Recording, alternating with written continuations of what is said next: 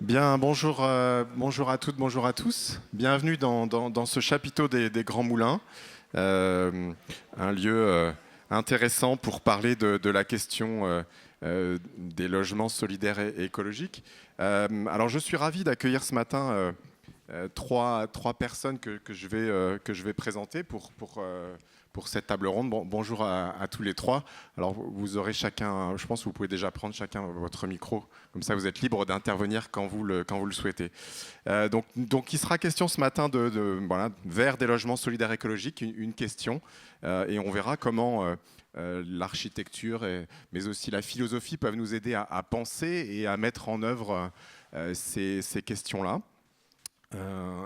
Avant d'entamer la discussion, je voudrais donner des éléments de vos parcours à chacun et à chacune pour qu'on puisse savoir aussi voilà, quel est votre arrière-plan. Je commence par vous, Clara Simet, vous êtes architecte.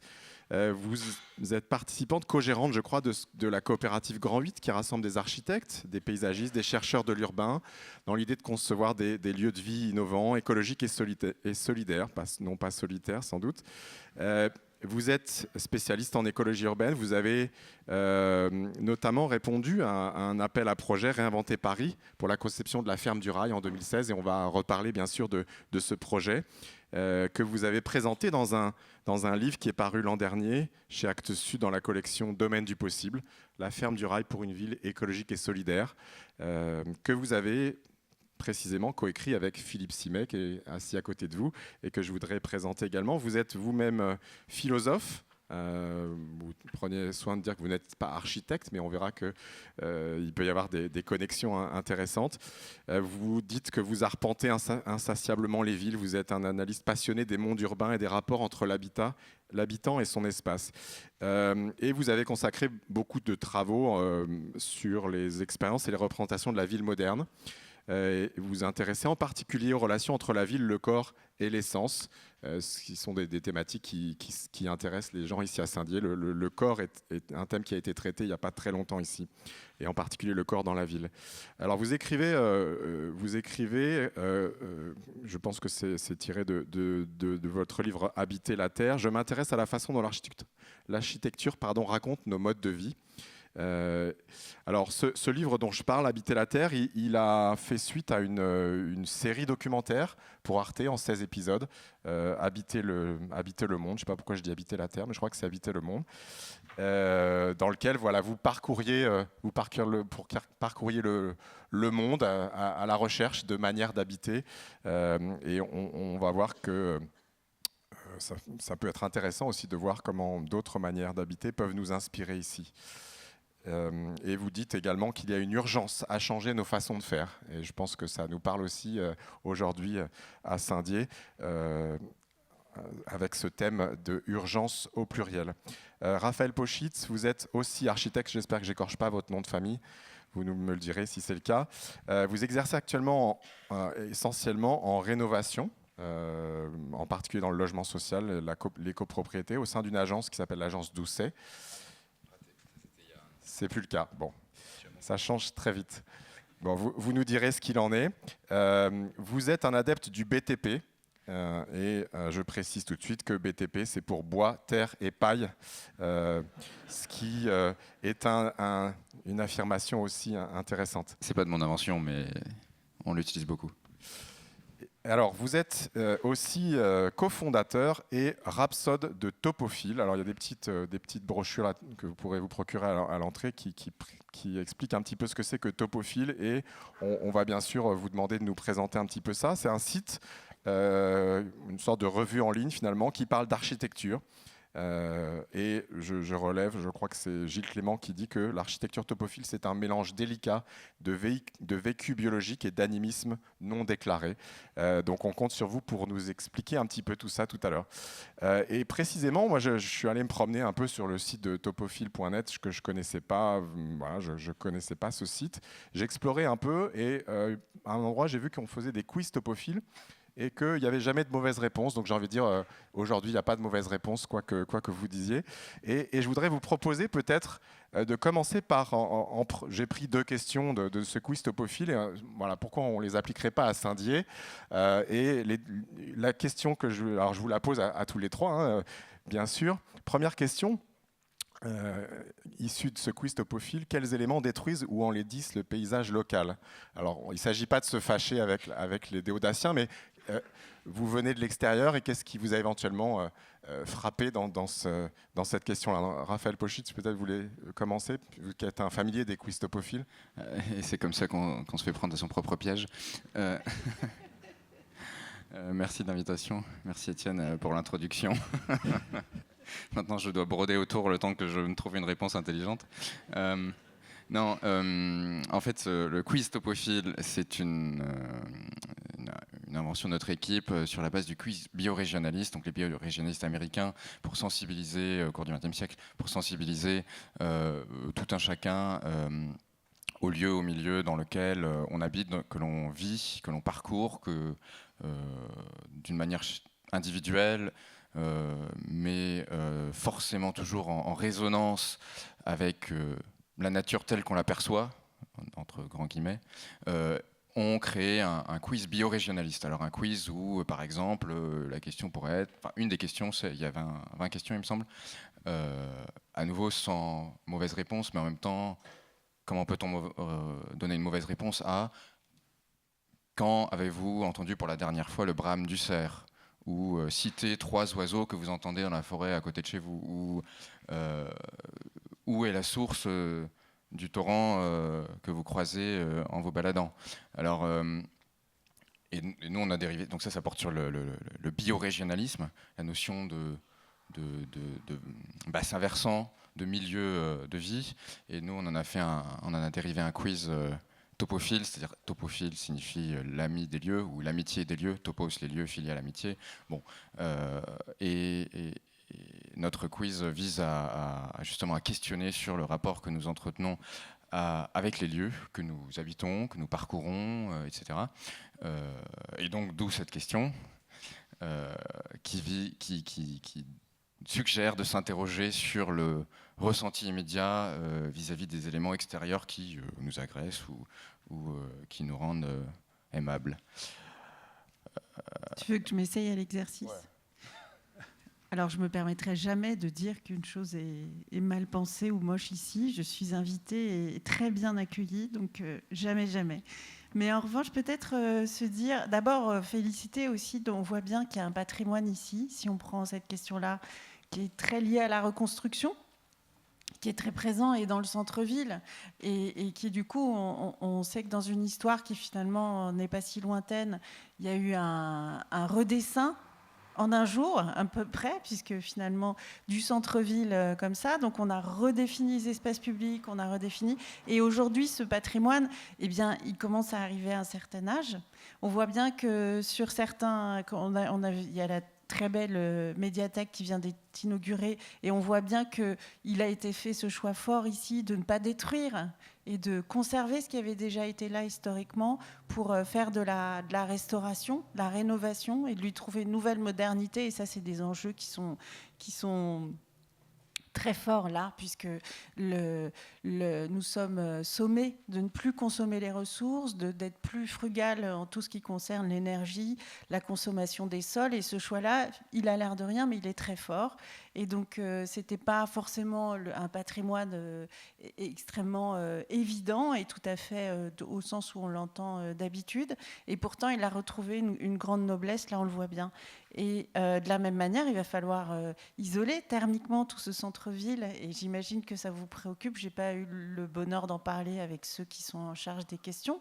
Et comment on va le faire? Avec quels matériaux? Toutes ces questions, elles vont se poser pour vous. Et peut-être aussi se repenser la question du rapport au sol. Là, il y a une rivière ici qui traverse, quelle place elle a? On voit bien qu'il y a une relation forte de la Meurthe et de la ville. Voilà, toutes ces questions-là, peut-être en visiteuse, là, comme ça, des premières petites choses. Et de la place du vivant, justement, dans la ville. La question aussi des des îlots de fraîcheur. On en parle de plus en plus. On a tous très chaud dans nos villes. Quand on voit qu'ici, on est sur un espace qui peut-être est un espace public, c'est peut-être pas un parking quand il n'y a pas le chapiteau, je ne sais pas. Mais on voit bien que là, c'est un espace où on ne peut pas se tenir quand il fait très chaud. Donc peut-être retrouver les sols et voilà, ces questions-là peut-être.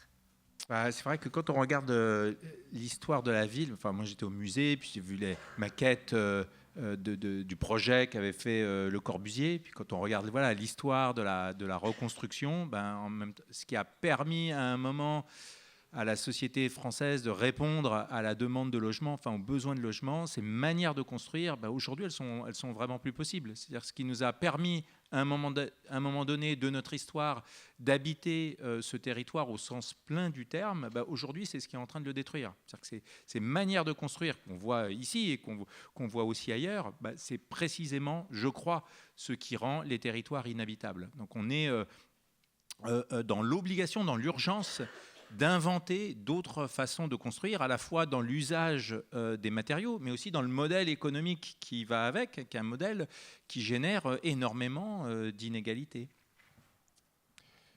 Vous souhaitiez, maintenant que vous aviez eu un peu le temps, revenir là-dessus Non, une interrogation, si. Alors une interrogation topophile, dans le sens de la réflexion vis-à-vis des lieux que l'on parcourt, qui m'est venue en découvrant Saint-Dié. C'était que finalement, on pouvait très bien aussi, en remontant cette grande rue de la Reconstruction, on pourrait très bien aussi se situer à Caen ou au Havre. Et du coup, qu'est-ce qui fait la spécificité d'une ville, dans son image, dans son vécu, dans ses habitants? Avant de rencontrer les habitants, on a déjà l'image de la ville dans ses matériaux. Alors certes, c'est pas la même peinture. Ici, on a adossé le rose au grès des Vosges, mais voilà, la pierre fait la différence et implique peut-être un vieillissement aussi différent. Là, ici, il y a une matière, justement, effectivement, c'est cette pierre qui donne une identité extrêmement forte et à la fois de chaleur, de puissance. Enfin, ça exprime beaucoup de choses, je trouve, moi, sur ce sont les sols alentours. Je ne connais pas l'origine de cette pierre, mais elle dit tout de suite qu'elle a une origine pas si lointaine. Et c'est très fort de se dire qu'il y a une matière ici qui a fait une partie de la ville et qui était en proximité territoriale. Ça, c'est quelque chose qu'on lit pas du tout quand on n'a que des bâtiments en béton, par exemple. Ils peuvent venir de l'autre bout du monde, une partie de là, être totalement un produit mondialisé, sans lien avec le territoire et surtout sans lien avec une compréhension des besoins de ce territoire, du milieu, parce qu'en général, quand on va chercher le matériau dans un environnement proche, il se trouve que très souvent, les personnes ont inventé la technique qui fait qu'elle est le plus adaptée au bioclimat pour les gens, pour leur bien-être dans leur bâtiment. Je pense à la terre crue, la construction en pierre, la construction en bois sont des bâtiments qui savent répondre aux enjeux climatiques. Et là, vous êtes dans les Vosges interrogés là-dessus. Alors là, on est à nouveau réinterrogé puisque ça se réchauffe. Donc on avait trouvé des réponses. Il faut qu'on soit très agile dans les façons d'y répondre à nouveau. Mais voilà. Très bien. Il faut dire plus ce que c'est que topophile, pardon. Parce que c'est un formidable on va parler de transmission. Juste pour terminer sur ce point effectivement de Saint-Dié, mais on ne s'interdit pas de reparler de Saint-Dié. Je ne sais pas si vous savez que, en particulier, Saint-Dié a développé de l'isolation par la paille, juste de l'autre côté de la Meurthe. Voilà, c'est pas très loin, vous pouvez voir ça. Et ce sont des projets qui continuent. Alors, tout n'est pas construit de cette manière-là, mais c'est des choses qui ont fait écho quand j'ai lu en particulier la manière dont vous avez construit la ferme du Rail. Alors, comme vous avez bien répondu, même s'il n'y a pas de bonne réponse, je vous épargne la deuxième question qui était, je vous la livre simplement, que vous inspire le lieu où vous êtes présentement? Voilà, un lieu temporaire intéressant, mais on va laisser cette question pour le moment. Alors, Raphaël Pochit, justement, on a parlé de ce site topophile. Expliquez-nous un petit peu quand et comment est née cette revue en ligne. Oui, c'est une revue numérique que nous avons créée avec Martin Paco et auquel collaborent aujourd'hui une vingtaine de bénévoles. C'est une affaire entièrement bénévole que nous menons à côté de nos métiers d'architectes, paysagistes et autres. Créée lors de nos études face au dépit, alors du manque de ressources, de manque de sources, de manque d'inspiration, du manque d'outils de conviction, vis-à-vis d'enseignants qui avait tout simplement 20, 30, 40 ans de retard sur l'évolution des modes de pensée, les attentes peut-être aussi de notre génération, mais aussi des urgences, tenez, on est dans le sujet, de changer nos modes de faire. Alors, des grincheux et râleurs que nous étions, aux grincheurs et râleux que nous étions, Martin et moi, je caricature, mais on nous a répondu, eh bien c'est à vous de créer cette revue, ce lieu de rencontre, ce réseau, ce milieu amical que vous appelez. Eh bien voilà. Pas loin de 6 ans plus tard, c'est une revue qui publie, alors comme c'est bénévole, on publie 2-3 articles par semaine, 2 lettres numériques par mois, le 1er et le 15, donc la lettre d'aujourd'hui est en cours de distribution, et tout est numérique. Alors, qu'est-ce qu'on y trouve? C'est-à-dire que là, vous dites que ce sont des étudiants en architecture qui ont créé ça, alors même si sans doute il n'y a pas que des architectes qui écrivent dans la revue. Donc, donnez-nous un petit peu envie d'aller sur cette revue en ligne. Qu'est-ce qu'on peut y trouver? Peut-être qu'on peut y aller sans rien chercher, mais qu'est-ce qu'on trouve? Alors, l'idée est surtout de trouver plus que ce qu'on y cherche. Peut-être que c'est l'occasion de montrer des images. Parce que la grande difficulté d'une revue numérique, pour des gens qui affectionnent la matérialité des choses, c'est qu'évidemment, elle est plus purement virtuelle. Ce qui est une contradiction en soi, mais il faut comprendre que... C'est le PDF, là, voilà. Ouais. Qu'une affaire menée entièrement bénévolement, libre d'accès, est forcément confrontée à, disons-le, vachement à un autre modèle économique. Alors on a choisi ce modèle-là pour ne pas se confronter au papier. C'est paradoxal. On le fera un jour, mais en attendant, l'idée première était que l'on publie, qu'on crée le milieu, qu'on crée l'émulation, et puis ensuite viendra peut-être autre chose. On y trouve alors 2 grandes rubriques. Savoir, la revue des idées, où l'on réfléchit aux mots que l'on utilise, à notre rapport à notre demeure terrestre, où l'on marche dans le miroir du passé, c'est-à-dire qu'on regarde les réflexions passées, on s'en inspire. Voilà le dernier article, résilience, un court article sur la notion de résilience, définition, remise en question, mise en contexte, etc. Je vous ai sorti quelques... Ouais, si tu veux. Article qu'on l'on fait illustrer ici par une jeune architecte mais aussi des paysagistes parfois, qui réinterprètent le fond, qui donnent leur propre lecture graphique. Et ça joue beaucoup pour nous de donner une expression esthétique aussi à la réflexion, à la philosophie, qui est menée par les auteurs que nous interrogeons ou qui écrivent pour nous, etc. J'ai fait un petit choix d'article pour tentant d'être en rapport avec le FIG. Ici, c'est une republication d'un très long texte né sur la ZAD à Notre-Dame-des-Landes sur un questionnement de fond. Que fait-on après avoir gagné? Comment ne pas perdre la victoire? Bon, en tout cas, illustré ici par une grande carte. La ville, un grand corps malade, on s'intéresse aussi aux questions urbaines. Ici, un article de Thierry Pacaud qui refait l'histoire, qui est philosophe de l'urbain, que vous connaissez, qui intervient régulièrement, très souvent. Et tout à l'heure, d'ailleurs. C'est présent. Voilà, et tout à l'heure. Un début d'après-midi. Voilà. Alexandre de Humboldt, qui est aussi, je pense, une figure tutélaire, en quelque sorte, du FIG. Un très long, en 2 volets, une biographie par Gilles Fumet, qui est le vice-président du FIG, qui retrace donc l'histoire de ce personnage merveilleux, géographe humaniste, explorateur et tout ce que... Voilà. Et deuxième partie, faire la revue des réalisations, où l'on interroge, alors architectes bien sûr, mais aussi paysagistes, artisans, maîtres d'œuvre, maîtres d'ouvrage, participants, habitants, selon les cas, sur leurs projets, leur réalisation de transformation, de rénovation, d'un quartier de ville, d'un bâtiment, d'un terrain de jeu. Donc architecture, c'est un terme très restrictif pour ce que nous diffusons. Par exemple, récemment, la réhabilitation en 8 ou 10 ans d'un quartier à Bordeaux, quartier de logement social, par une architecte dont dont la collaboratrice s'est installée en résidence, qui a fait intervenir des comédiens, qui a, autour d'un lieu, créé la maison du projet, qui était le lieu de rencontre, le lieu de la fête. Un peu comme un chapiteau, finalement, une structure temporaire où l'on se retrouve pour créer le projet. Mais aussi, on s'intéresse aussi, ou on essaye de parler aussi de petit patrimoine banal, là en milieu rural.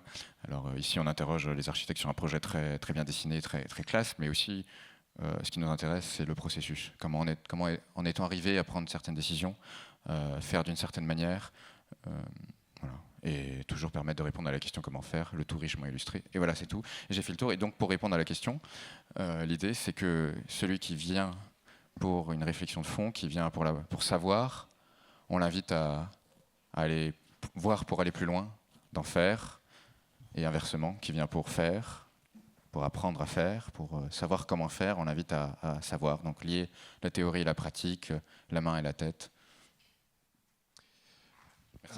Alors, ce dont peut-être je peux témoigner aussi de Topophile, c'est aussi en Île-de-France et au-delà, une communauté qui est beaucoup animée par Martin et Raphaël et une communauté extrêmement ouverte, extrêmement large. Les fameux potophiles, c'est ça? C'est les potophiles, voilà. C'est les potophiles. Et en fait, ils arrivent à réunir aussi beaucoup autour d'événements, à mobiliser autour de causes et de sujets. Et ça, c'est vrai qu'on a besoin énormément de ces médiateurs pour aussi faire le lien, savoir qu'on n'est pas tout seul à travailler un sujet, être mis en lien et en relation et partager beaucoup. C'est une nécessité, c'est un formidable travail qu'ils font sur le long terme et toujours bénévole, donc c'est vraiment remarquable. Alors précisément, un des objectifs de cette revue, me semble-t-il, pour autant que j'ai pu bien l'appréhender, c'est de promouvoir une architecture nouvelle. Vous parlez notamment d'architecture vernaculaire, voire d'une architecture sans architecte, ce qui peut être un peu paradoxal venant d'étudiants en architecture. Est-ce que vous pouvez nous expliquer ce que c'est que ce concept-là d'architecture vernaculaire et quel est l'objectif? Alors l'un de nos maîtres à penser, au-delà de Philippe Simet évidemment, qui d'ailleurs nous a écrit un très intéressant article interrogeant le vocabulaire utilisé dans le réemploi, mais peut-être qu'on parlera plus tard. Le vernaculaire, c'est ce qui est propre à la maison. C'est ce qui désigne en latin l'esclave de la maison. Alors dans les sciences sociales, dans aussi l'histoire, disons, de l'art ou de l'architecture, c'est ce qui intéresse, ce qui provient d'une culture. Alors ça se recoupe un peu avec ce qui est traditionnel, ce qui est populaire, ce qui est folklorique. Mais le vernaculaire, pour Illich, Ivan Illich, un de nos maîtres à penser, si vous voulez, en quelque sorte, le vernaculaire est ce qui, par nature, échappe aux lois du marché. C'est-à-dire ce qui est fait, ce qui est avec ce que l'on peut cueillir, ce qui n'est pas marchandé, ce qui n'implique pas de marchandisation et ce qui ne nécessite pas d'énergie. Alors, je dis hétéronome, bon, bref, du pétrole, quoi, de l'énergie que l'on n'est pas capable de produire soi-même. Et alors donc c'est une source très importante d'inspiration. Beaucoup d'architectes, beaucoup de jeunes architectes, ou disons essentiellement dans le milieu de l'architecture, je pense, posent cette question, s'intéressent à ce que l'on faisait avant les machines, avant les produits industriels, avant l'industrialisation généralisée d'absolument tout, de nos modes de pensée à nos modes de faire la ville, de faire nos logements. Et parce que on cherche à retrouver de l'inspiration. Alors c'est évidemment au risque de tomber dans un mimétisme, ou au risque de mésinterpréter, ou au risque de faire du folklore. Mais l'idée justement est d'en revenir à une question du comment faire collectivement, et de tirer des leçons de ce que c'était qu'un chantier auparavant où on réunissait un village autour de la construction d'une maison, et où l'entraide sans obligation mais naturelle était la norme, et était le lieu de rencontre et le lieu de fête. Voilà, je ne sais pas si ça répond à la question, mais en tout cas, c'est comme ça qu'on le comprend. Très bien. Alors, vous voulez intervenir, Philippe? Oui. Ouais, non, je voulais juste dire un truc, parce que c'est vrai que cette question du vernaculaire, elle est super importante aujourd'hui. C'est-à-dire qu'on s'y intéresse à la fois parce qu'il y a un regain d'intérêt pour les matériaux dits naturels, on construit en terre, on construit en paille, en bois, etc.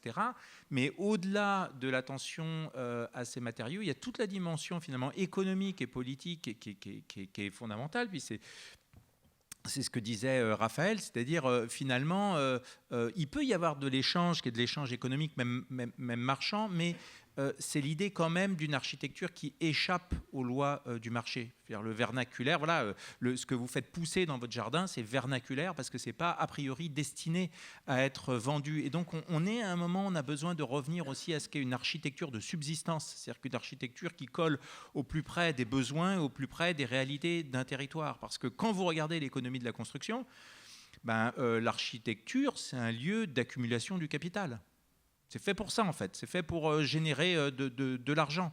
Et donc, à un moment donné, il y a un tel écart entre les enjeux sociaux et écologiques que devrait porter cette profession et la réalité du marché, qu'on est obligé de se tourner vers des modèles alternatifs et de voir comment on peut les inventer. Et c'est vrai qu'aujourd'hui, ils sont en train d'être inventés en dehors de la profession, parce que toute l'éco-construction qui se met en place un peu partout sur les territoires, ça montre d'autres manières de faire, où les architectes n'ont pas forcément part.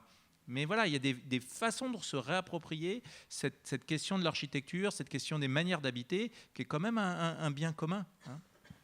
Alors avant de revenir vers vous, Philippe Simet, pour parler justement peut-être d'autres manières que vous avez pu constater ailleurs, je voudrais demander à nos deux architectes ici si justement ce métier d'architecte, on peut aujourd'hui le faire en plein accord avec cette dimension de réflexion importante, cette idée de réinventer ou de repenser le rôle d'architecte. Clara Simet, est-ce que c'est si simple que ça d'exercer votre métier en plein accord avec votre réflexion sur ce que doit être l'architecture? Alors, l'architecture, j'ai envie de dire, c'est un dialogue permanent, une espèce de négociation permanente. C'était ça avant, même quand on ne fait pas ces choix qui, à mon sens, s'imposent aujourd'hui. Non, c'est pas simple. Pour répondre très, très directement, mais possible en revanche. Ça, on l'a expérimenté dans le cadre de la coopérative et dans le dialogue avec des confrères alentours sur des partages de savoir. C'est possible si justement se crée une communauté, se crée une solidarité, une collaboration aussi avec les autres acteurs de la construction, c'est-à-dire les constructeurs justement, les artisans. Des collaborations aussi pour inventer d'autres manières de construire. Et quand je dis inventer, c'est justement s'inspirer éminemment du vernaculaire pour trouver les techniques qui va nous permettre d'utiliser ces matériaux qu'on va aller glaner sur le territoire, qu'on va aller identifier dans une région proche et qui ne vont plus agresser les milieux, qui ne vont plus générer énormément de consommation d'énergie à leur transport, à leur transformation. Et on va avec eux, avec les artisans, avec les commanditaires eux-mêmes dont on essaye d'engager aussi l'implication sur ces questions-là et qui souvent ils vont volontiers. Et donc c'est la nécessité, voilà, de se rassembler, de se dire, de se donner un objectif commun, et c'est ça qui donne la force aussi de dépasser les très nombreux freins évidemment qui existent. Il est plus simple de construire en neuf, de construire avec des matériaux qui sont les matériaux conventionnels, donc métal, béton, verre, voilà, qui sont le premier matériau qui vous est imposé, qui vous est proposé d'ailleurs, même lorsque vous êtes étudiant d'architecture, et encore aujourd'hui peu d'alternatives. Donc il y a aussi toute cette dimension de recherche qu'il faut mener pour pouvoir donner à ces matériaux et à ces techniques qu'on dit alternatives tout leur cadre réglementaire, puisqu'il ne s'agit pas de déroger à la règle, à la loi, il s'agit constamment de la discuter, de la négocier, de l'investir, puisque la réglementation et la loi et le code sont un bien commun, et donc il y a une responsabilité politique de tous l'investir aussi pour pouvoir justement dépasser ces freins-là que, vous voyez, pour être plus concrète, par exemple, la paille, pendant longtemps, elle a connu certains freins parce qu'elle n'avait pas le cadre réglementaire. Et puis, il y a des bénévoles, des militants qui lui ont donné tout ce cadre réglementaire. Et donc maintenant, il y a des règles professionnelles qui font que la France, qui ont été éditées et qui autorise sa mise en œuvre dans un cadre qui soit garanti par les assurances, puisque c'est là le fin mot de l'histoire, eh bien, ce cadre-là a permis à la France d'être un des plus grands constructeurs de paille aujourd'hui. Aussi parce qu'on a la ressource, bien sûr, c'est cohérent, mais des pays céréaliers, il y en a d'autres. Et c'est vrai que voilà, c'est aussi cet outil-là sur lequel il faut être militant qui permet la construction. Ensuite, c'est aussi possible en engageant la question sociale. Et c'est très souvent elle qui est première, c'est-à-dire que dans les lieux que nous, on va construire qu'on va réhabiliter, puisqu'on ne construit plus en neuf chez Grand 8, les lieux qu'on va réhabiliter, qu'on va transformer, on va toujours les investir et mobiliser des acteurs qui sont souvent déjà là, qui nous précèdent, et qui vont s'engager aussi dans la question sociale et dans la question du bien-être et de la justice sociale, du droit d'habiter, du droit d'habiter bien, dans les quartiers, dans les villes. Et c'est vrai que souvent de mobiliser cette question et ces acteurs-là, arriver à la question écologique, la porter collectivement, arrive de manière beaucoup plus naturelle. Raphaël, sur cette question du métier d'architecte dans un contexte peut-être pas simple, est-ce que vous rejoignez ce que dit Clara Simet dans le fait que c'est possible mais compliqué ? Oui, totalement. Écoutez, les logements sociaux réalisés par le Toit Vosgien à Saint-Dié sont l'exemple parfait. Ils ont été réalisés avant les fameuses règles professionnelles de construction en paille, en bottes de paille, ont massivement contribué à la normalisation, à ce processus qui a mené vers l'écriture des règles professionnelles. Elles sont complètement hors cadre, mais leur importance est majeure dans le milieu. Elles montrent que l'on peut faire beaucoup plus que ce que les règles autorisent aujourd'hui. Et elles sont toujours un peu le phare, ne serait-ce que parce que c'est une tour vers ce qu'on peut faire. Non, mais donc allez voir ce bâtiment. On ne verra pas la botte de paille, mais au moins de l'avoir là, c'est comme un symbole que rien n'est immuable et que si tout le collectif de celles et ceux qui considèrent que l'on peut et que l'on doit construire autrement unissent ses forces, eh bien on arrive à produire un nouveau cadre dans lequel évoluer. C'est aussi un formidable exemple parce que on rejoint la question sociale là sur cet exemple du bâtiment, de ce bâtiment-là, puisque effectivement les charges ont été tellement réduites et elles sont très très faibles. Et du coup, en termes de pouvoir d'achat pour ses occupants et du coup de bien-être plus généralisé, on voit que par l'architecture peut se produire aussi ces questions-là quand elles sont posées de manière globale. Alors, on parle aussi, vous évoquez la question de l'enseignement de l'architecture. Philippe Simet, vous enseignez la philosophie en école d'architecture. Pourquoi le philosophe que vous êtes s'intéresse-t-il à l'architecture ? Parce que l'architecture, c'est une dimension fondamentale de nos vies. C'est-à-dire que il y a plein de questions il y a plein de questions dans la vie qu'on peut éviter, mais finalement, on n'a pas d'autre choix que d'être dans l'espace.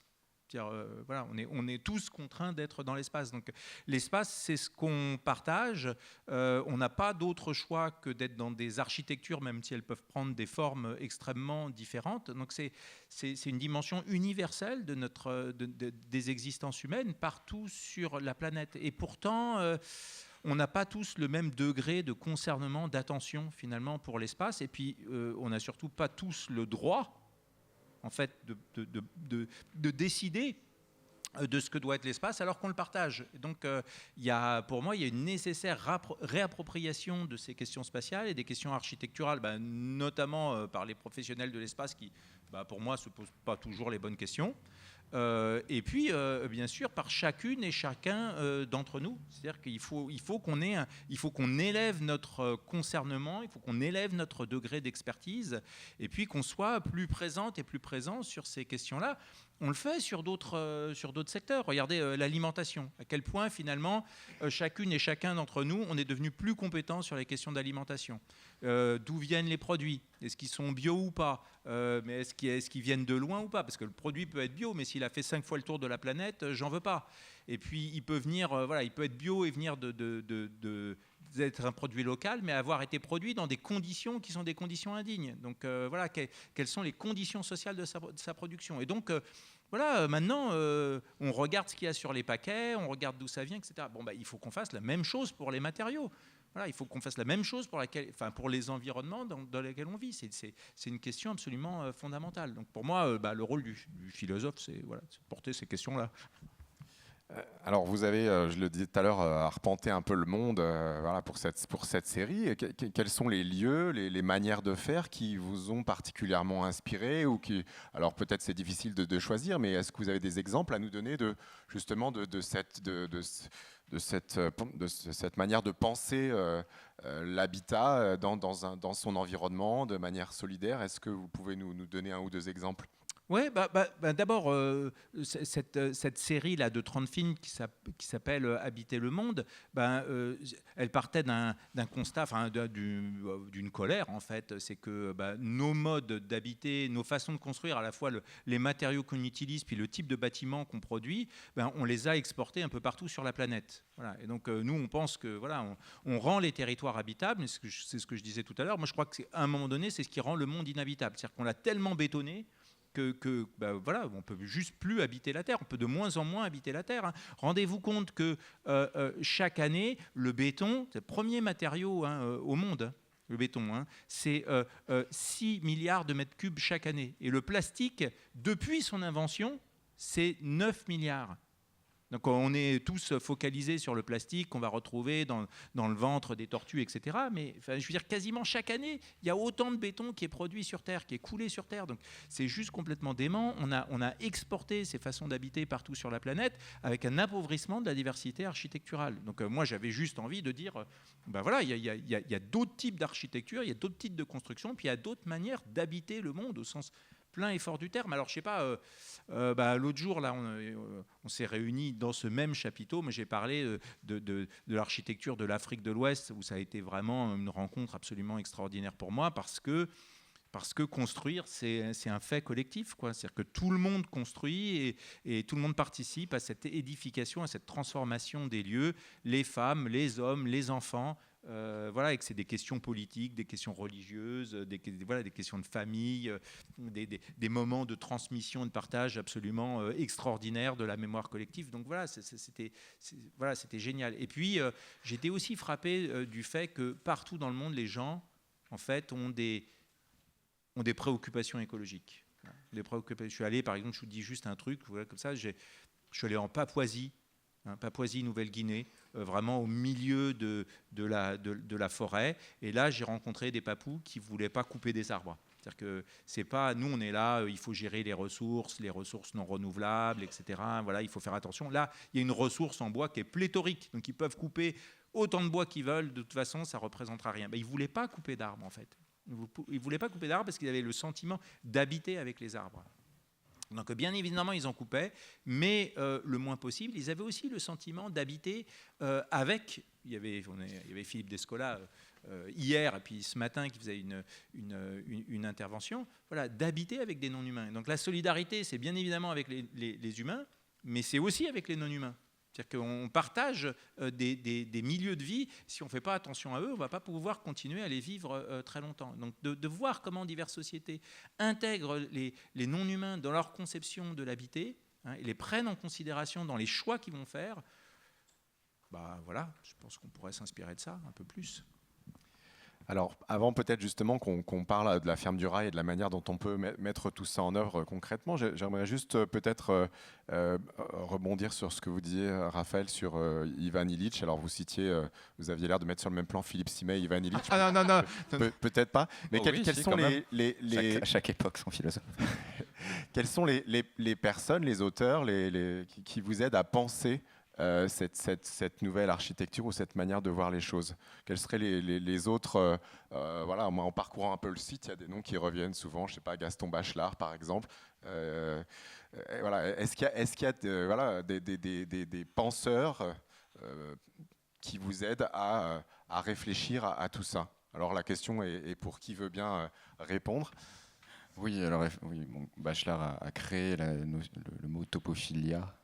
sans le définir, donc on s'en est repris, on le reprend et nous-mêmes nous interdisons de définir la topophilie, nous invitons plutôt les auteurs, participants, etc., à chacun donner leur propre version, leur propre définition, leurs propres mots sur cette manière, cette question ouverte. Et d'ailleurs, là, en le disant, je définis topophile, ce qui est une très mauvaise idée. Non, on a cité assez d'hommes comme ça, on va citer quelques femmes. Et puis, ça fera la transition tant qu'à faire. Anna Ehringer, c'est un nom qui ne vous dit peut-être pas grand-chose, c'est une très importante architecte allemande qui a construit au Bangladesh en terre crue, en bambou, qui construit aujourd'hui beaucoup en Allemagne en terre crue, qui est aussi une figure, je pense, d'inspiration pour beaucoup de jeunes architectes, parce qu'elle a complètement révolutionné la manière d'affirmer que... alors, sa grande phrase, c'est « l'architecture est un outil pour améliorer la vie », mais aussi dans sa pratique, dans la manière d'approcher la conception, de la conception intuitive, du travail en collectif, des chantiers participatifs, etc. C'est des choses qu'elle porte. Alors la raison pour laquelle ça va faire la transition, c'est que en lui faisant visiter à elle et un autre maçon important dans la terre crue, la ferme du Rail, à l'occasion d'une de leur venue à Paris, ce que dit Anna Ehringer, c'était que cela faisait très longtemps qu'elle n'avait pas visité un projet aussi révolutionnaire, aussi important pour le changement des pratiques que la ferme du Rail. Et donc Grand 8, Clara Simet, Julia Turpin, etc., Philippe Simet sont évidemment donc des inspirations. Sur cette question des personnes, alors quand je disais penseurs, on pouvait voir ça au féminin comme au masculin, bien entendu, mais est-ce que vous avez des noms comme ça enfin, des lectures auxquelles vous revenez assez régulièrement? Clara Simet, Philippe Simet? Ouais, moi, il y a William Morris. William Morris, c'est un des fondateurs du mouvement Art and Craft. Et bon, voilà, pour vous resituer les choses, révolution industrielle, développement de la classe ouvrière, mais aussi disparition des artisans qui sont privés de leurs outils de travail, de ce qui faisait la dignité de leur métier. Et donc, l'objectif de William Morris, il est à la fois de critiquer cette société industrielle qui est en train de se mettre en place, de critiquer des produits qui sont des produits cheap, des produits de consommation qui ne vont pas durer longtemps, qu'on va vite jeter à la poubelle, mais c'est aussi de critiquer le travail cheap, le travail qui est mal payé. Et donc, lui, il a à la fois théorisé ça, il s'est engagé après dans le socialisme et voilà, dans un combat politique, mais c'était aussi un chef d'entreprise qui a cherché à fabriquer des objets qui étaient des objets de qualité, avec une esthétique nouvelle qui portait en elle cette critique du monde industriel, mais à réfléchir sur des formes de travail, des formes de rémunération qui étaient justes. Voilà, et avec des produits écologiques, notamment sur les teintures. Il a fait beaucoup de papier peint, de textiles, donc voilà, des teintures qui étaient écologiques. Alors ça a plus ou moins bien marché. Mais pour moi, les enjeux, ils sont là aujourd'hui. C'est-à-dire, si on n'est que focalisé sur les bâtiments en disant ce bâtiment, il est super écolo parce qu'il est en paille, il est ceci, cela, mais qu'on ne réfléchit pas finalement à la façon dont on va le produire et surtout dont on va rémunérer les personnes qui le font, on passe à côté d'une question qui est essentielle. Parce que, et ça, on le voit bien dans tous les parcours militants, il ne s'agit pas juste de défendre une cause, il faut pouvoir la défendre très longtemps, et il faut pouvoir gagner sa vie dignement, voilà, en portant un certain type d'engagement, sinon on ne peut pas tenir ces combats très longtemps. Donc c'est pas juste être fixé sur les objectifs, il faut être aussi fixé sur les modalités. Voilà, comment on peut s'engager dans des combats écologiques en réfléchissant à des façons dignes de gagner sa vie. Voilà. Clara Simet, vous souhaitez ajouter quelque chose là-dessus? Je vais un tout petit peu botter en touche, en fait, en disant que, alors déjà peut-être qu'on est sorti de l'époque des héros on n'est plus là. Et moi, je vais quand même parler d'une héroïne pour moi. Et justement, pas quelqu'un qui écrit, mais quelqu'un qui fait. Et je pense que c'est aussi important de parler de ces inspirations qui sont très fortes dans le faire. Et notamment là, une artisane, Camille Muret, qui a créé un atelier qui s'appelle Atelier Rare et qui en fait travaille la récupération de fenêtres bois ou de déchets de bois en fait sur le territoire francilien et fait travailler les personnes en insertion pour les démanteler, pour les transformer et pour les magnifier, c'est-à-dire pour inventer des éléments qui viennent constituer l'espace, des parquets, des revêtements, des jardinières, qui vont donner ce bien-être et cette qualité spatiale et cette fonctionnalité aussi aux espaces, comme ça, avec ce que la ville a rejeté et aussi a rejeté en matière et à rejeter en personne aussi, pour pouvoir les réintégrer dans un processus de formation, pour pouvoir transformer cette matière, apprendre ensemble à la remettre en œuvre et à lui redonner qualité. Et ça, pour moi, c'était un enseignement phénoménal. Enfin, c'est retournant. Le fait qu'on puisse, on a beaucoup collaboré, Atelier Rare et Grand 8, on a beaucoup eu d'occasions riches d'inventer avec ce qui était déjà là. Et voilà, si je veux parler d'inspiration. Bien sûr, il y a des tas d'auteurs, mais j'en dirai une. Alors, je voudrais qu'on puisse parler un petit peu justement de ce projet de la ferme du rail, qui est une mise en œuvre de beaucoup de choses que vous avez déjà évoquées, en particulier cette dimension sociale, pas seulement dans la destination du bâtiment, mais aussi dans la manière dont il se construit.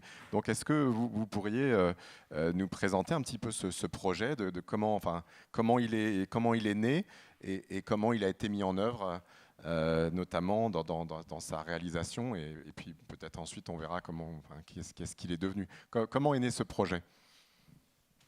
Alors ce projet, tu veux commencer? Donc ce projet, donc nous sommes dans le 19e arrondissement de Paris, qui est un quartier plutôt populaire, en tout cas qui a énormément de logements sociaux, structurels, qui sont là aussi parce qu'il y avait beaucoup d'usines dans ce quartier-là. C'était vraiment un lieu de production, avec un port de fret, etc., jusque dans les années 30.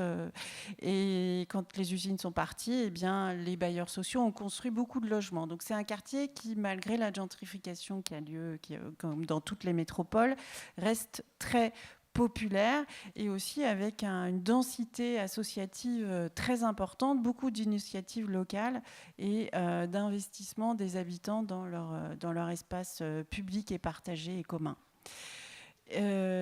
Donc ce lieu, il est né justement d'une volonté d'habitants d'avoir une autre proposition initialement pour des personnes qui étaient à la rue. Donc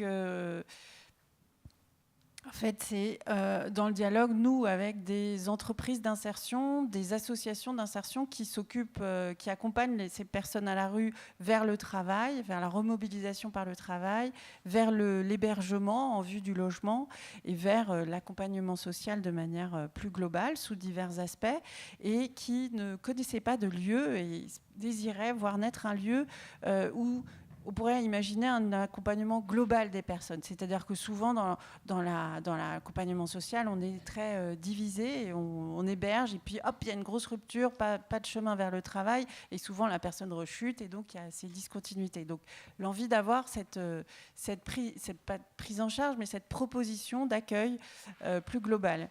Et puis aussi l'envie de voir le végétal trouver vraiment sa place, la nature en ville, la nature nourricière, peut-être sortir justement de cette proposition strictement ornementale qu'on a dans les jardins et aller vers cette question d'agriculture urbaine et d'autosubsistance relative qui est de plus en plus discutée. On est là, même ça commence avant 2016, on est dès 2014, 2015. Voilà. À ce moment-là, la ville de Paris, elle lance un appel à projet, comme on en voit un peu partout maintenant, mais c'était la première édition. Elle propose des sites qui lui appartiennent. Voilà, à qui veut proposer, souvent promoteurs, bailleurs, de proposer des équipes pluridisciplinaires pour inventer justement d'autres façons d'habiter nos mondes urbains, puisqu'on se rend bien compte qu'on ne peut plus être dans les propositions strictement classiques. Et donc, il y a 20 sites, tout le monde fait des tas de propositions, ça fait une émulation même internationale, pas possible, tout le monde répond, tout ça. Nous, on voit ce site-là, il y a un jardin partagé à côté dans lequel on fait des distributions de paniers, on reçoit les distributions d'un agriculteur alentour, et on imagine ce lieu qui est donc avec ces entreprises d'insertion et puis d'autres habitants, les responsables des jardins partagés. Un lieu donc où on aurait de l'hébergement pour 20 personnes qui viendraient de la rue et 5 étudiants d'une école d'horticulture, avec l'idée de créer de la mixité qui nous paraît un enjeu capital dans nos métropoles. Et puis un lieu aussi de travail, donc de production maraîchère ou en polyculture, on le verra après. Et puis un lieu en même temps ouvert sur la ville, avec l'idée de boucler cette boucle autour de la production maraîchère, un restaurant qui servirait donc la production locale. Je vous passe les étapes. Peut-être juste un mot sur le lieu, c'est-à-dire que là on a l'ancienne ligne de chemin de fer de la Petite Ceinture, c'est ça, ouais, et puis le site lui-même, je crois, était un ancien garage. Donc on est dans une géographie, alors en milieu urbain, on a aussi une géographie, puisque si on fait avec ce qui est déjà là, justement, on a cette infrastructure qui pourtant aucun train ne chemine encore aujourd'hui, elle est conservée au cas où. Donc c'est propriété SNCF, donc il y a un enchevêtrement de propriétés de sol justement, et à proximité, donc il y avait cette friche qui appartenait à la ville et qui était vraiment une friche puisqu'il y avait un ancien garage qui avait beaucoup jeté de carcasses d'hydrocarbures sur ce terrain et qui nous a amené des réflexions de voilà, qu'est-ce que je fais sur un sol pollué, a fortiori si je veux être nourricier, la question se pose encore davantage. Et donc effectivement, cette petite ceinture qui était fermée, qui faisait le tour de Paris, la petite ceinture, elle distribuait Paris, puis elle a été abandonnée, elle a été fermée, elle n'était plus accessible. Et aujourd'hui, la ville de Paris et la SNCF ont passé un accord pour la retransformer sur certains tronçons en promenade, parce que c'était un lieu aussi de... La plus grande zone végétale finalement et pas de biodiversité parce qu'elle n'est pas très riche qu'on avait à Paris qui n'étaient pas nos parcs. Et donc c'était voilà, les Parisiens avaient vraiment envie de pouvoir l'arpenter à nouveau. Alors, un aspect important aussi, me semble-t-il, c'est précisément la question du chantier. Dans l'ouvrage où vous présentez un petit peu le projet, vous parlez de coproduire, de co-construire, de chantier démocratique apprenant. Concrètement, qu'est-ce que ça a pu signifier dans le concret, cette démarche d'un chantier qui intègre déjà ces dimensions que vous vouliez développer par ailleurs? Alors, je vais venir au temps du chantier rapidement, et peut-être tu veux... Je pas non plus. Donc c'est justement aussi là l'illustration de cette vivacité de l'implication habitante sur ces questions-là, et notamment dans les jardins partagés. C'est le partage aussi au moment de la conception du lieu avec les habitants et cette co-construction qui a été à l'œuvre. La large mobilisation d'artisans, d'étudiants aussi qui sont venus étudier sur le site, et d'opérateurs de toutes sortes qui travaillent justement à une ville plus résiliente, comme il est difficile d'utiliser ce mot, mais c'est bien ce qu'ils font, et une large mobilisation. Et cet enjeu, finalement, quand il s'est agi de choisir les matériaux dans lesquels on allait construire cet hébergement, ces lieux de travail et ces lieux ouverts au public, avec quoi on va faire? Si on ne fait plus avec des matériaux neufs, comment vais-je trouver sur mon territoire des matériaux que je vais aller glaner? Et finalement, les matériaux qu'on a pu identifier dans un premier lieu pour faire la structure, pour isoler, c'est l'occasion aussi de recréer des solidarités agricoles, et notamment sur la question de la paille qu'on a évoquée tout à l'heure, un dialogue qui s'est créé avec un agriculteur de Rambouillet qui aussi... a un élevage de chevaux, et qui donc pour son fourrage produit du blé, et qui nous a directement sur la petite ceinture acheminé ses bottes de paille, alors pas directement du champ parce qu'il y avait une étape, et donc qui dans ce lien de solidarité, c'est important, Nous lui avons acheté les bottes de paille. C'est aussi un revenu complémentaire pour l'agriculteur et la possibilité, nous, d'isoler les bâtiments. Ouais, juste sur cette question de la paille, et puis après je réponds sur la question du chantier. Voilà, comment on pense la question des solidarités. Enfin, généralement, quand on construit, on va acheter, on regarde un catalogue et puis on choisit des matériaux de construction, et puis on sait même pas, on sait même pas d'où ils viennent. Donc voilà, vous avez des éléments, mais vous comprenez même pas comment ça a été produit.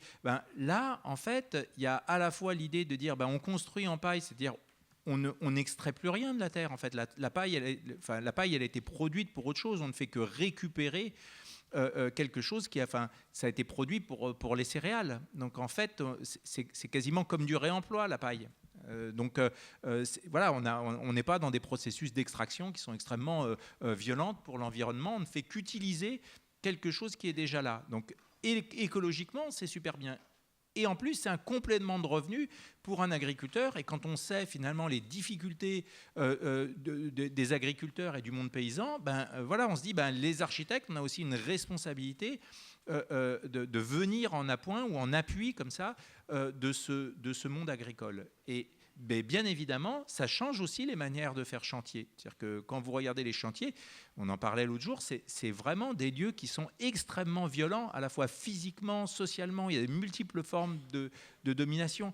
Quand vous êtes dans des chantiers d'insertion, en fait, il faut être beaucoup plus présent. L'architecte ne peut pas arriver tous les jeudis en disant « mais qu'est-ce que c'est que ce travail tout pourri ? Recommencez-moi tout ça ». Vous êtes obligé d'être là en permanence sur le chantier. Quand vous travaillez avec des matériaux de réemploi, il faut les prendre dans ses mains, il faut les considérer, il faut se dire comment cet élément-là, je vais pouvoir le réemployer. Donc ça demande beaucoup plus de temps. Donc l'argent, il doit être fléché vers le temps, vers la présence sur le chantier. Il doit être là pour payer la main-d'œuvre, il doit être là pour tout ce travail d'accompagnement.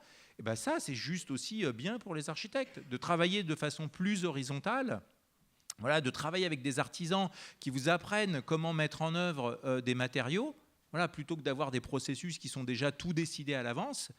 C'est juste de l'intelligence collective et c'est mieux pour votre métier. Alors, avant peut-être de voir aussi quels étaient les obstacles du chantier, peut-être, Raphaël, je peux vous demander quel regard vous avez porté. Je pense que vous avez suivi un peu ce projet en tant que...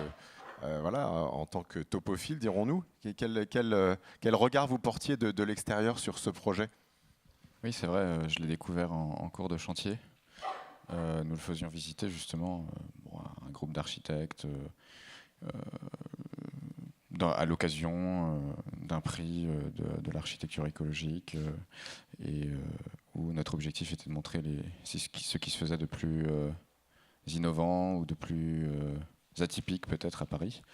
Et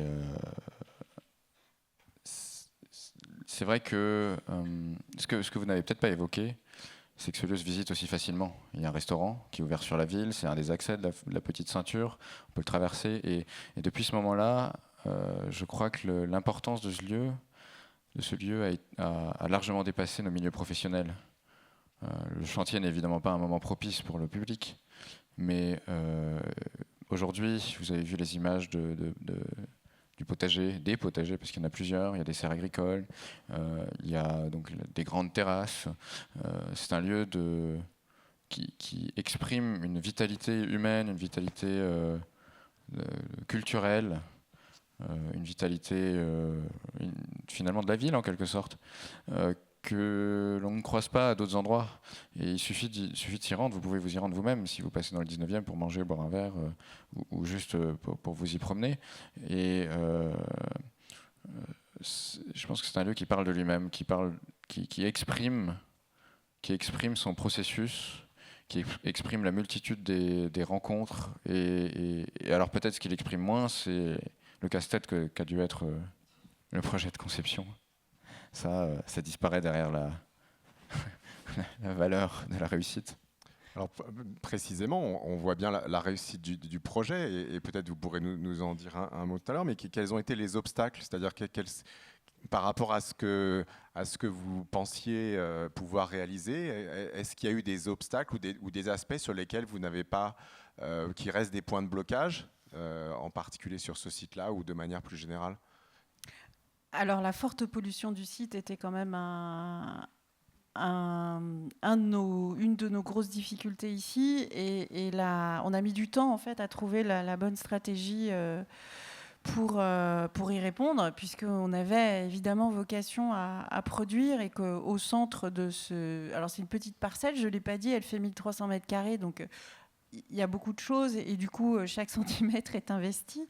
Et en même temps, il était impératif de laisser la part belle au grand potager qui était central et qui était justement dans cette zone et qui vous accueille quand vous arrivez à la ferme et qui était dans cette zone qui était fortement polluée aux hydrocarbures. Donc on a mis pas mal de temps et du coup, ce coût aussi lié à la pollution, il y a différentes stratégies pour habiter un sol pollué malgré tout. Et c'est le cas de beaucoup des friches urbaines qu'on doit réinvestir aujourd'hui, notamment avec la désaffection industrielle.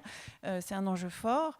Et bien, du coup, on a finalement choisi de désolidariser avec un film les sols et de recréer ces sols en créant l'activité très en amont du chantier de collecte de déchets organiques dans le quartier avec les personnes qui étaient en insertion. Donc, première activité, puisque l'entreprise d'insertion existait depuis longtemps, hein, celle qui s'est lancée dans le projet agricole, et donc de collecter les déchets organiques et de les massifier au cours du chantier. C'est ce que je montrais là tout à l'heure.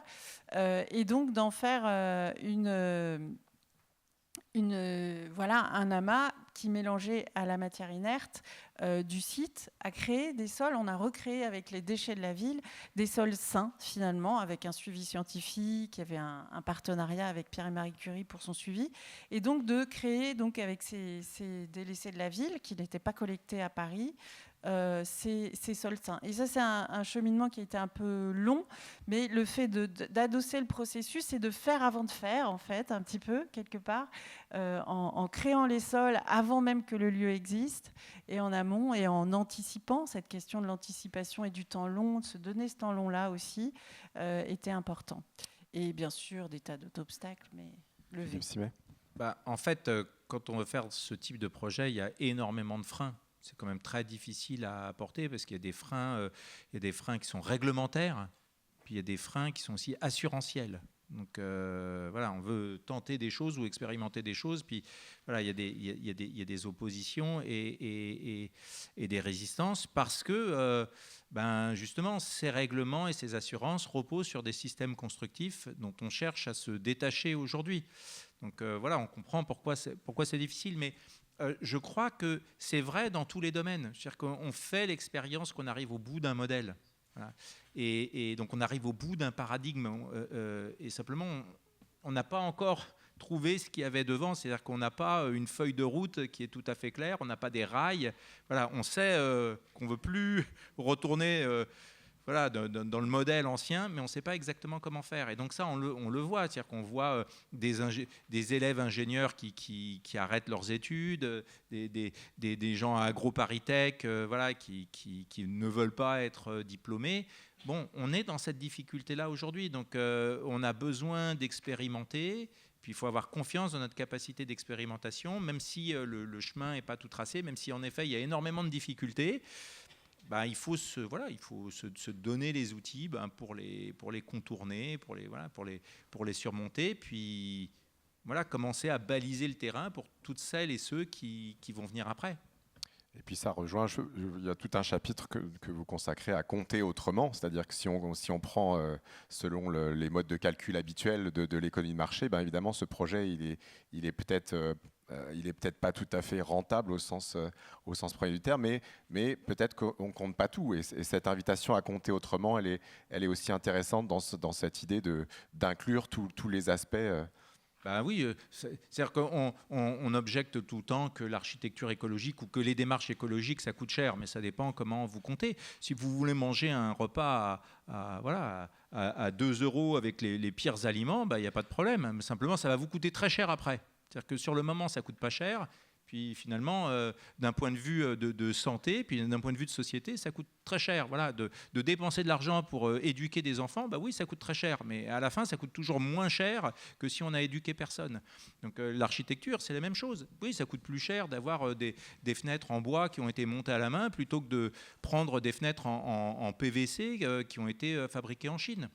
Mais voilà, si vous regardez voilà, donc la petite addition, elle a l'air de coûter cher. Mais en fait, la grande addition dont on ne parle jamais, bah, en fait, elle coûte beaucoup plus cher. La grande addition, si on faisait le calcul de tout ce qu'on appelle les externalités négatives, bah, on verrait jusqu'à quel point nous coûte cher d'acheter des choses pas chères. Alors, dans la question aussi de logement durable et solidaire, il y a aussi l'importance de la destination du bâtiment, qui est un lieu de vie, de travail. Alors, on n'a pas tellement parlé de la dimension, disons, agricole ou nourricière, mais c'est une dimension importante. Comment les personnes qui vivent dans ce bâtiment s'en sont-elles emparées, et comment elles se sont peut-être appropriées des lieux qui n'étaient pas destinés à cet usage en premier, par exemple ? Alors, les images que vous voyez là, c'est beaucoup des images qui ont été prises pendant le confinement. Vous voyez que c'était parfois pas trop dur. Les fermes du rail, c'était pas le pire endroit de Paris. Et justement, c'est le moment où les personnes qui sont hébergées là-bas sont entrées dans les murs. On a livré les bâtiments juste au début 19, au moment du confinement. Et les étudiants sont arrivés en même temps. Le resto n'a pas ouvert, lui, par contre, tout de suite, évidemment. Et du coup, il y a eu ce temps de faire communauté, ce qui n'était pas une évidence, parce que ben voilà, tout le monde venait de parcours très différents. Il fallait vivre ensemble et il fallait enfin voilà, ça interroge. C'est des personnes qui sont dans des parcours très durs et qui sont très abîmées aussi par leur existence. Et il se trouve que voilà, il y a eu ces temps d'échange et ce temps long qui a été donné alors trop long pour beaucoup pendant le confinement, mais à ce moment-là, qui a été vraiment très bénéfique aussi voilà, ce temps de pause à la ferme a été formidable. Et puis, alors il faut savoir que les personnes qui sont hébergées, c'est pas forcément les personnes qui travaillent là. L'entreprise d'insertion qui insère par le travail, elle est basée ici, mais elle a aussi des activités dans le bâtiment. Donc les personnes hébergées là, nous on travaille avec certains hébergés sur d'autres chantiers. Enfin voilà, il y a des échanges. Il faut savoir que la ville, ben voilà, c'est complexe et il y a des tas d'interdépendances, d'échanges de matières, de personnes à l'échelle du quartier. Et donc, elles vivent bien, les personnes. Il y a eu, évidemment, comme il y a des personnes en grande fragilité, il y a des personnes pour qui ce n'était pas adapté. C'était une communauté trop étroite, en fait, trop de proximité. Et donc, qui sont allés sur d'autres types d'hébergements que propose la structure. Et puis, pour beaucoup, en fait, ça a été un super moyen, en fait, d'arriver, parce qu'on avait pensé avec les éducateurs ce passage justement de la rue et de rester au plus intime de sa chambre, puisque c'est des chambres et sa salle de bain. Donc le soin était très privé, et aller pas à pas vers le plus public, puisqu'ils ont à chaque étage, en fait, il y a 5 chambres, et puis un salon commun, comme une petite coloc. Donc il y a cette première étape de partage, et puis ensuite on peut aller jusqu'à une autre pièce commune qui est propre aux personnes qui habitent ici et aux étudiants. Et puis ensuite il y a le restaurant qui est très public, en plus, qui marche bien, parce que les Parisiens, ils aiment bien les espaces où il y a un peu de verre, parce qu'ils n'en ont pas beaucoup. Et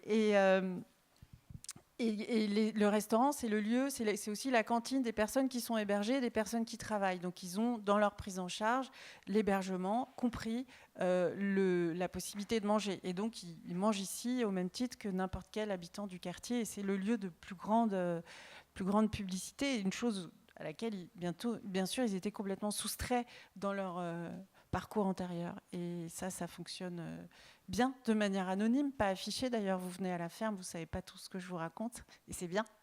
C'est ce qu'on voulait. Des habitants comme les autres, quoi. Alors, avant de donner la parole à la salle pour quelques questions, je voudrais vous poser la même question à tous les trois. Ce genre de projet tel que le vôtre ou d'autres que vous avez pu évoquer tout à l'heure, qu'est-ce qu'il faudrait faire pour que ces projets ne soient pas que des exceptions, aussi réussis soient-elles? Est-ce que ces projets sont destinés à n'être que des exceptions, ou est-ce que vous êtes plutôt optimiste sur ce qu'il faudrait faire? Alors, je peux parler de notre pratique. Nous, on n'a pas refait de ferme. mais le propos n'est pas là, en fait. Le propos, c'était qu'à cet endroit-là, c'était pertinent. Et que c'était la bonne réponse avec les gens qui étaient là, le site qui était là, l'alentour. Mais par contre, par exemple, très près, parce que notre coopérative, on travaille beaucoup dans le même environnement, c'est-à-dire je vous montrerai la carte tout à l'heure, autour du canal de l'Ourcq, en fait. On dépasse le périph', bien sûr, mais on travaille beaucoup en maillage comme ça, successif, avec les associations, les institutions, les élus aussi. On est en dialogue comme une ville à l'échelle je ne sais pas la comparaison des habitants Saint-Dié, 19e arrondissement, mais je le vis vraiment comme si j'étais dans une ville. Il y a beaucoup de monde en même temps. Et par exemple, là, on a créé avec un autre collectif complètement différent d'associations et d'habitants, un lieu culturel, puisqu'il y avait pas il y a beaucoup de lieux culturels institutionnels dans le 19e arrondissement de qualité, qui sont à l'échelle nationale, tout ça. La Philharmonie, tout ça, mais les gens en fait des quartiers populaires ici ne s'y sentent pas invités. C'est même pas qu'une question financière d'ailleurs, puisque il y a des accès bon marché, mais c'était pas l'enjeu. C'était vraiment un enjeu culturel et un enjeu. Donc voilà, on a créé dans un bâtiment qui est aussi sur la petite ceinture et on est en travaux actuellement. Un lieu culturel pour et par les habitants dans la programmation, autour de l'alimentation, autour de comment s'habiller aussi, toute une dimension autour du textile et liant pouvoir d'achat, questions économiques, économie locale, faire travailler une économie locale, des filières de construction, les reconstruire localement, puisqu'on va chercher les matériaux alentour, on les transforme alentour aussi, et essayer de mener tous ces enjeux autour de la création d'un lieu et mobiliser tout le monde autour de cette création. Et ça, c'est reproductible. J'en témoigne. En fait, je crois que ce qui nous intéresse, c'est moins des programmes, genre une ferme urbaine ou un équipement culturel. C'est même pas des bâtiments, parce que on est un peu convaincu qu'à l'avenir, les architectes ils vont devoir réinventer leur métier et qu'on va construire de moins en moins. Ça va être de plus en plus compliqué de construire. Et alors, construire en neuf, ça commence à être un peu une aberration. Et je crois que ce qui nous intéresse, c'est des manières de faire. Voilà. Et finalement, ce qu'on a voulu faire avec la ferme du Rail et puis avec d'autres types de projets, puis finalement, c'est ce qu'on raconte aussi dans le livre, c'est plutôt des thématiques, où c'est quoi les nouvelles grilles de valeurs qu'on peut mettre en place pour réfléchir à la façon dont on va produire les territoires. Et donc, c'est vrai pour les architectes, mais c'est vrai pour plein d'actrices et d'acteurs qui sont engagés en fait, dans la vie des lieux auxquels ils tiennent, et qui ont envie de mettre au devant des agendas d'autres types de questions. Voilà. Et donc, comment on lie ces dimensions ensemble? Voilà, comment on lie la question de l'inclusion sociale et des dynamiques de projet, le choix des matériaux, les types de rémunération, les enjeux écologiques, la dimension politique de l'engagement. Voilà. Et donc, c'est vrai pour des architectes, mais en fait, c'est des questions qui se posent à chacune et chacun d'entre nous. Raphaël, sur cette question? Alors, je pense qu'il faut la scinder en deux. L'une, c'est que, évidemment, qu'un projet comme la Ferme du Rail est exceptionnel. C'est une exception, et il faut que ce soit une exception, c'est ce que vient d'expliquer Clara et Philippe. Chaque projet est unique, chaque lieu est unique, chaque réponse, chaque collectif est unique, et il ne peut pas en être autrement d'une bonne réponse à un lieu, un milieu humain, que de répondre par une exception. Donc cela demande qu'à chaque fois les questions soient reposées.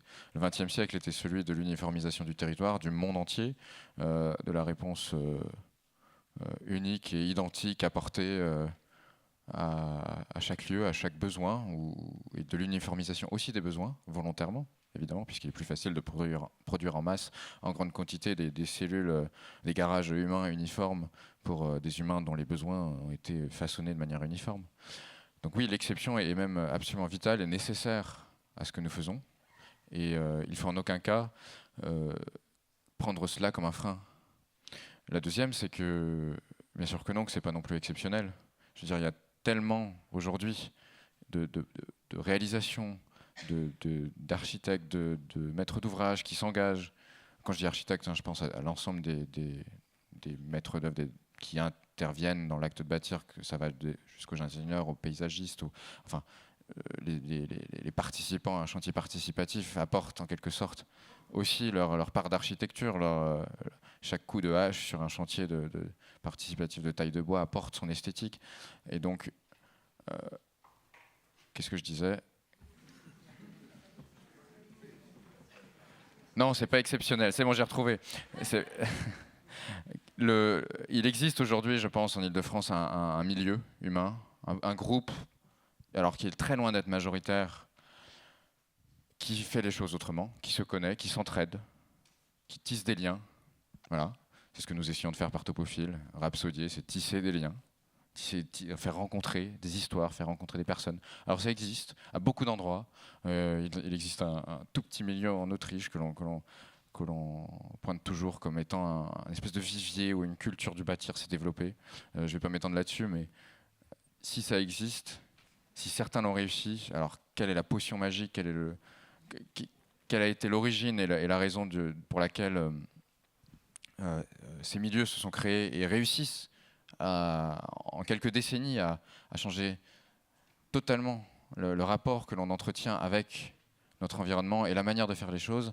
Alors c'est possible partout et peu importe le déclencheur ou la nourriture, cet humus, en tout cas ce qui compte c'est qu'à chaque fois ce sont des collectifs humains qui par une volonté commune y arrivent. Et dire aussi qu'il y a toutes les semaines, mois, des écolieux qui ouvrent en France et partout sur le territoire et à différentes échelles. Et puis on parlait tout à l'heure avec un représentant des collines, par exemple, qui est tout près d'ici, et qui ont créé un lieu partagé avec des matériaux récupérés, écologiques, de la paille. Donc c'est un mouvement...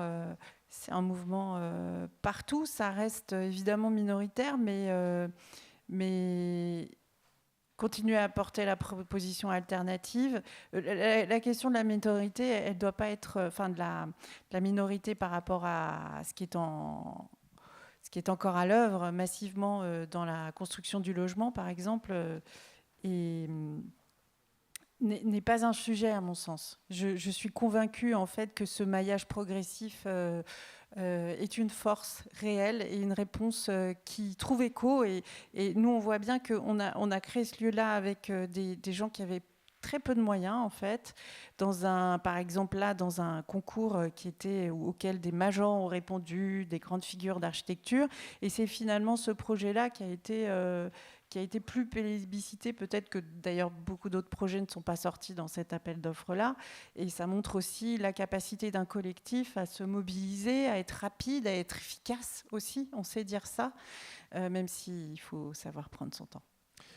Juste un mot simplement qu'il n'y ait pas de malentendu. On a beaucoup parlé de ville parce que c'est un projet que l'on cite ici en exemple, mais les milieux ruraux, au sens large, sont extrêmement créateurs et la plupart de nos inspirations, je pense aujourd'hui, proviennent de collectifs en milieu rural, ici dans les Vosges, entre les PNR.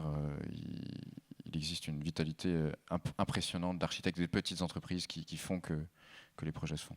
Ça rejoint cette idée d'architecture vernaculaire peut-être qu'on évoquait tout à l'heure. Il nous reste une dizaine de minutes. Voilà, le temps de quelques questions. Si vous voulez lever la main, je ne sais pas s'il y a un micro qui circule, si je le vois arriver.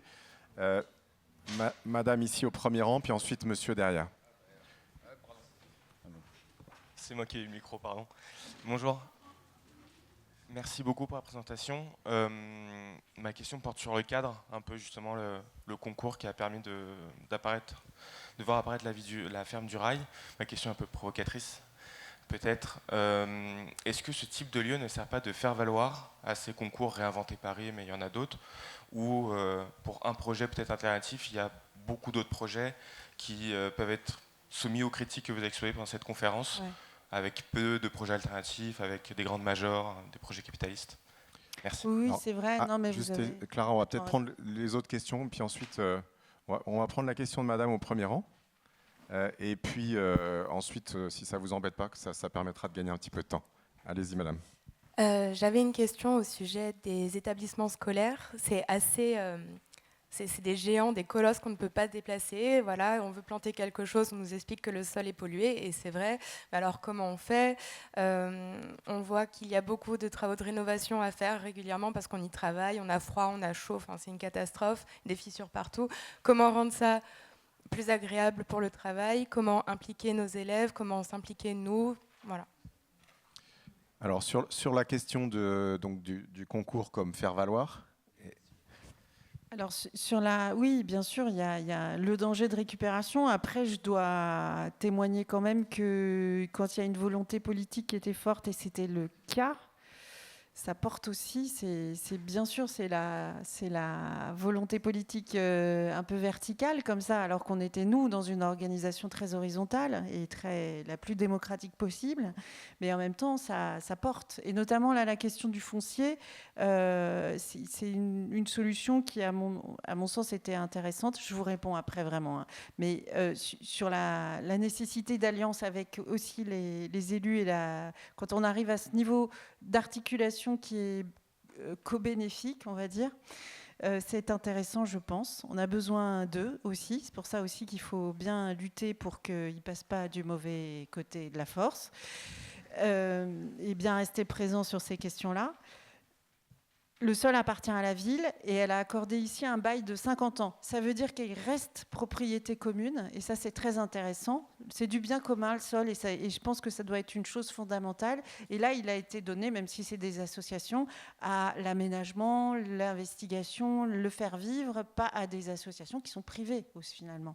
Mais en même temps, le lieu est ouvert et tout ça. Donc ça, je pense que c'est aussi des dispositifs qui sont à réinventer, qui sont intéressants. Ce n'était pas le cas des autres qui étaient à la vente, justement, et qui ont attiré beaucoup de promoteurs. Et effectivement, il y a eu plein de mauvaise foi. Et malgré les outils juridiques que se sont donnés Réinventer Paris pour le contrôle, il y a eu des dérives, c'est certain, y compris dans la façon de construire. Après, il y a eu d'autres projets très intéressants. Hein, donc ça a quand même permis ça. Il y a eu un bilan des réinventés... parce que ça a fait plein de petits à l'échelle nationale et il y a quelques temps. Et sur la question de solidarité, par exemple, sur les 300 et quelques projets, il y avait 4 projets qui concernaient cette question. Donc c'est vrai que c'était quand même très très peu, par exemple. Sur la question des écoles, je ne sais pas laquelle d'entre vous veut... Sur la question des écoles. Alors là, vous êtes dans un autre écosystème. Alors moi, je n'ai pas fait d'école, donc c'est des écosystèmes. J'ai pas. Alors il y a beaucoup de projets de rénovation, justement, d'écoles. Comment s'investir sur ces questions? Il y a, je pense, la mobilisation. Vous parlez des sols. Je pense que c'est une magnifique entrée, parce que effectivement, les cours Grille-Pain, c'est peut-être une première entrée, et retrouver ces sols-là, ça peut être aussi intéressant. Là, il faut être accompagné. S'il y a la question de la pollution des sols, évidemment, elle est pas surmontable autrement qu'avec un conseil, idéalement d'un écologue, en tout cas de quelqu'un qui pourra trouver, et il y en a, je parlais de la nôtre, hein, on a trouvé finalement cette solution assez low-tech, assez simple, de rendre un sol nourricier qui était le pire des sols possibles. Donc il y en a, vous pouvez en témoigner déjà. Et puis sinon, il y a toute la possibilité de faire hors sol, en jardinière, des choses comme ça qui sont possibles. Sur les écoles, la rénovation, la transformation, etc., il y a un grand mouvement qui est en train de naître autour des rencontres internationales de la classe dehors qui sont tenues ce printemps à Poitiers, en juin, et des associations qui les portent, qui alors invitent à plusieurs choses, à faire la classe dehors aussi, à ne pas que penser l'école dans son cadre bétonneux, mais aussi qui devrait voir un développement très loin des annonces ridicules des macronistes sur les budgets de rénovation qui sont absolument honteux, un nouveau processus de réflexion justement avec l'ordre des architectes sur qu'est-ce qu'on fait maintenant de toutes ces écoles. Donc voilà, le mouvement de la classe dehors. Ouais, non, mais pour répondre, excuse-moi, si tu veux, pour répondre, ce qu'on voit, c'est qu'il y a eu des politiques, par exemple, de construction de lycées. Okay, en fait, on voit qu'on a construit un certain type de bâti, vraiment à tour de bras ou à tour de bétonneuse, et à quel point ça va être difficile maintenant de faire avec cet existant-là. Hein. Et voilà, c'est la même chose sur les entrées de ville ou sur les zones commerciales. Ben voilà, ça s'est construit en 2 secondes et ça va prendre des décennies. Voilà, des décennies pour transformer les choses et ça va nous coûter excessivement cher. Donc, comme je disais, c'est notre bien commun à tous, le territoire. Ben, voilà, ce que vous dites sur les écoles, c'en est l'exemple. Alors, monsieur, votre question. Question très basique. Je voudrais juste savoir, dans ce bâtiment, comment sont gérés l'eau, le gaz, l'électricité, le chauffage. Alors, donc l'eau, l'intégralité des eaux de pluie sont récupérées. Donc par un système qui traverse le jardin, en fait. Donc on chemine vers un petit étang, enfin un petit bassin qui, par phytofiltration, restaure ces eaux de pluie. Et puis il est récolté il est stocké sous le sol, sous l'entrée de la ferme, pour servir intégralement à l'arrosage, en fait. Sur d'autres bâtiments où il n'y avait pas cet enjeu, évidemment, là on a un besoin très important d'arrosage. On a fait des circuits où c'est récupéré dans les toilettes ou dans des puisages qui ne nécessitent pas d'eau potable. Donc c'est les différentes stratégies en milieu urbain qu'on peut adopter. En ce qui concerne le chauffage, on avait étudié un système de chauffage avec de la récupération de déchets de taille pour séchage, et ça n'a pas fonctionné. C'était une chaudière un peu innovante et on n'a pas pu aller au bout. Donc on est avec un chauffage au pellet bois. Voilà. Et puis vous m'aviez dit l'électricité, alors pas de gaz du coup. Non, on est au bois intégralement. Tous les bâtiments sont chauffés au bois. Et ils consomment très peu, donc finalement la question du chauffage. Et on consomme peu, voilà, parce qu'on est très bien isolé et que les espaces qui ne nécessitent pas de chauffage, c'est une serre froide par exemple. La serre que vous voyez dans les images n'est évidemment pas chauffée. On récupère les calories des moteurs qui sont dans la cuisine pour le restaurant pour préchauffer l'air, enfin pour chauffer l'air en hiver, puisque pour éviter les périodes de gel. Donc c'est co-bénéfices, là on en parlait tout à l'heure. Voilà. Alors on a le temps peut-être pour une question ici. Allez-y. Je repars un peu sur le scolaire. On est professeur, on travaille dans l'éducation nationale. D'abord une petite remarque, donc je travaille avec des 6e beaucoup sur la notion d'habiter. D'ailleurs j'utilise habiter le monde avec eux, ça leur plaît beaucoup. Pardon, j'ai un rhume. Très généralement, quand on fait le cours sur les villes de demain, quand on leur demande rapidement comment ils souhaiteraient améliorer la ville, ils parlent beaucoup. En fait, ce qui est très récurrent, c'est l'idée de mettre des personnes qui sont dehors dans des logements et végétaliser. Mais vraiment, c'est statistique presque. Je pense que je pourrais créer une statistique là-dessus.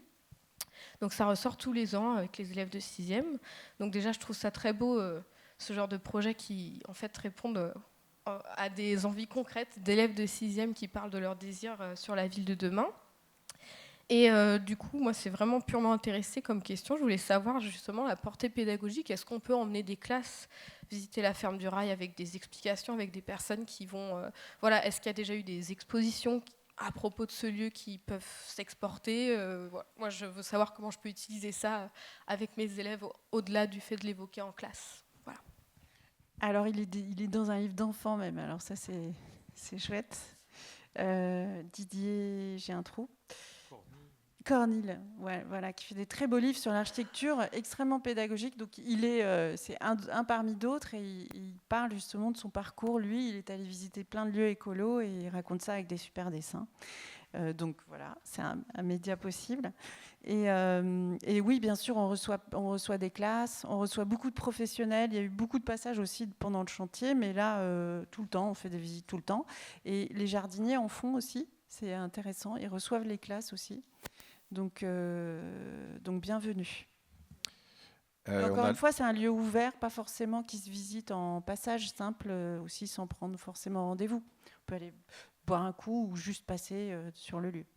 On a le temps pour une toute dernière question, monsieur. Oui, merci beaucoup. J'ai beaucoup aimé la fin de discussion sur est-ce que c'est voué à rester d'une minorité ce type de projet. qu'est-ce qu'on répond on va dire à ceux on va dire un peu de mauvaise foi qui disent qu'avec ça on peut pas loger le monde et du coup est-ce qu'on condamne la majorité à vivre dans des cages à lapins neuves et sans âme comme ce que vous avez bien décrit à un moment. Enfin, comment est-ce que quelle est votre vision pour infuser quand même du mieux pour plus, tout du moins, que ces super projets que vous portez et bravo encore. Je ne sais pas qui veut répondre sur ça. Je veux bien. Moi, je trouve que ça, c'est une question fondamentale. C'est-à-dire qu'aujourd'hui, quand on s'engage dans une démarche écologique, quel que soit le domaine, quelle est notre stratégie? Donc, il y a des gens qui ont des stratégies de massification. Raphaël disait le XXe siècle, c'est la stratégie de la massification. Il y a des besoins, on va identifier ces besoins, on va les réduire à des trucs basiques, puis on va apporter la même réponse à tout le monde. Nous, on nous dit tout le temps, est-ce que votre truc, c'est génial, mais est-ce que c'est reproductible? Et nous, on refuse, en fait, ce type de projet, vous pouvez le réitérer, mais vous allez devoir réinventer l'ensemble des relations qui vont le rendre possible. Et on en parlait l'autre jour, hier, avec Michel Lussot. Nous, on est contre les économies d'échelle parce qu'on trouve que justement on peut plus se poser les bonnes questions. C'est-à-dire qu'on est tellement obnubilé par des logiques de solutions. Alors c'est quoi les solutions à la crise écologique que finalement le système de relations qu'on a besoin en fait d'interroger, de réinterroger, puis de se poser nous à l'échelle vraiment individuelle, humaine. Ben on se le pose plus. Tout le monde arrive en disant la solution pour le carbone, c'est ça. Bon, ok. Donc en fait. Voilà, il y a des stratégies différentes. Nous, on a fait une stratégie du petit et du non duplicable. Voilà, on ne peut pas étendre ce système à plein d'échelles. À chaque fois, il va falloir renégocier un ensemble de relations. Et puis, tu parlais de l'Autriche, c'est le Vorarlberg. On leur a dit c'est génial ce que vous faites, est-ce qu'on peut le faire ailleurs? Ils disent tout le temps non. En fait, vous pouvez recréer des réseaux, vous pouvez recréer des filières, vous pouvez recréer un système de relations, puis vous ferez votre truc à vous. Mais voilà. Et donc, mais il y en a d'autres qui disent si, en fait, il faut massifier, c'est la seule réponse possible. Donc, voilà, il y a des positionnements différents. Je crois que le nôtre, c'est de faire le choix du petit qui oblige individuellement à se reposer un ensemble de questions. Raphaël. Le dernier mot d'Illich, on est responsable que de ce sur quoi on a un impact réel. Et ce qui est reproductible, c'est évidemment, ou ce qui doit être reproduit, c'est l'envie. L'objectif, l'envie de faire ensemble et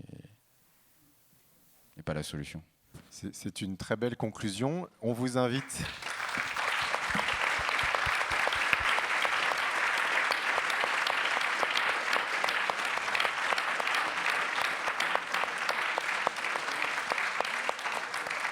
On vous invite à poursuivre cette réflexion en allant sur Topophile, en lisant le livre qui raconte très bien ce projet-là, en allant visiter... Merci. En allant visiter le site de la Ferme du Rail. Voilà. Bon après-midi à Saint-Dié.